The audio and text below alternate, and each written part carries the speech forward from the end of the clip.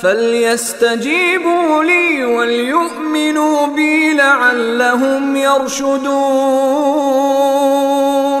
लिहाजा उन्हें चाहिए कि मेरी दावत पर लब्बैक कहें और मुझ पर ईमान लाएं। ये बात तुम उन्हें सुना दो, शायद कि वो राह रास्त पा लें।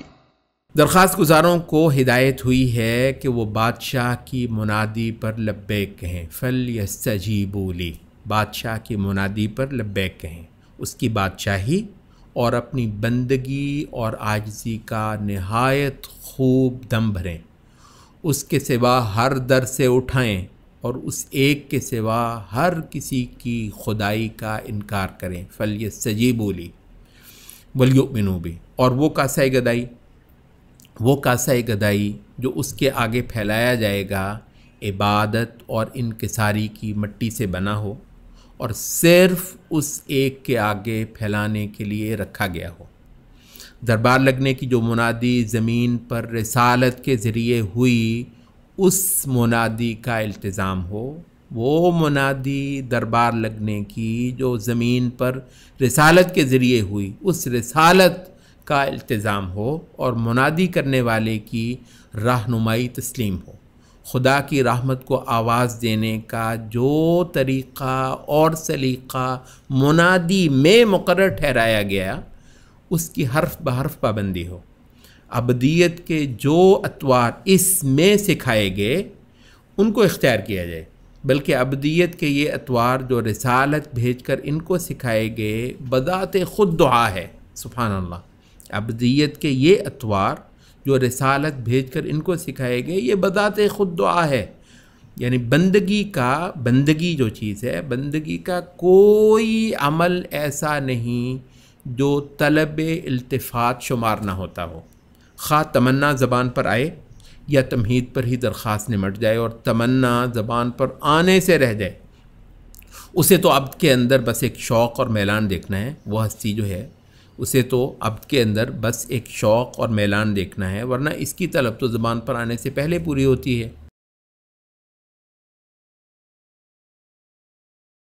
यहाँ से उलमा के यहाँ दुआ की दो किस्में बयान हुई, दुआए मसला और दुआए इबादत।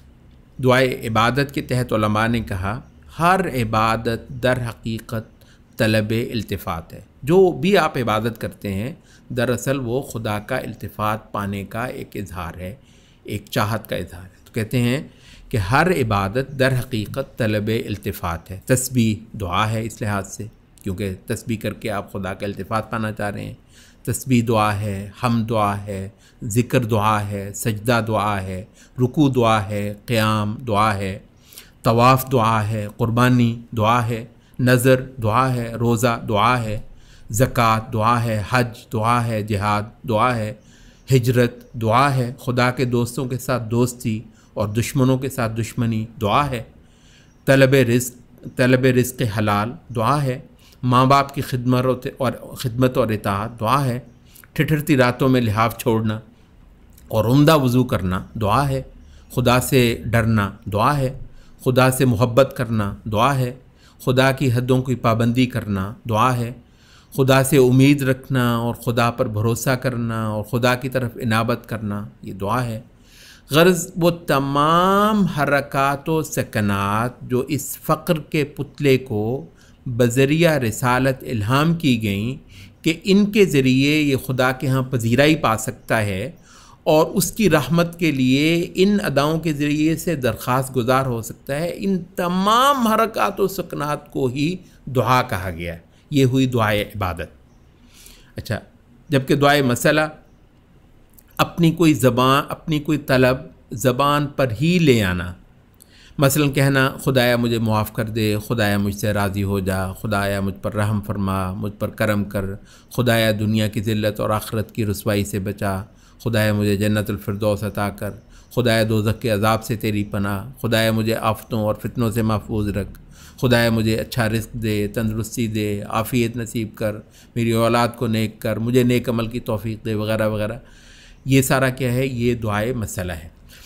शेखुल इस्लाम इब्न तैमिया रहमतुल्लाह अलैह ने दुआए इबादत और दुआए मसला का फ़र्क क्या ही खूब बयान किया। फरमाते हैं व लफ्ज़ दुआ इल्लाहि फ़िल क़ुरआन युरादु बिही दुआउल इबादा व दुआउल मसअला फ़दुआउल इबादति यकूनुल्लाहु हुवल मुरादु बिही फ़यकूनुल्लाहु हुवल मुराद व दुआउल मसअलति यकूनुल मुरादु मिन्हु कमा फ़ी क़ौलिल मुसल्ली इय्याका नअबुदु व इय्याका नस्तईन फ़ल इबादतु इरादतुहु वल इस्तिआनतु वसीलतुन इलल इबादति इरादतुल मक़सूद व इरादतुल इस्तिआनति इरादतुल वसीला इलल मक़सूद वलिहाज़ा क़द्दम क़ौलहु इय्याका नअबुदु व इन कानत ला तहसुलु इल्ला बिल इस्तिआना फ़इन्नल इल्लतल गाइयता मुक़द्दमतुन फ़ी तसव्वुर वल क़स्द व इन कानत मुअख़्ख़रतुन फ़िल वुजूद वल हुसूल व हाज़ा इन्नमा यकूनु लिकौनिही हुवल महबूबा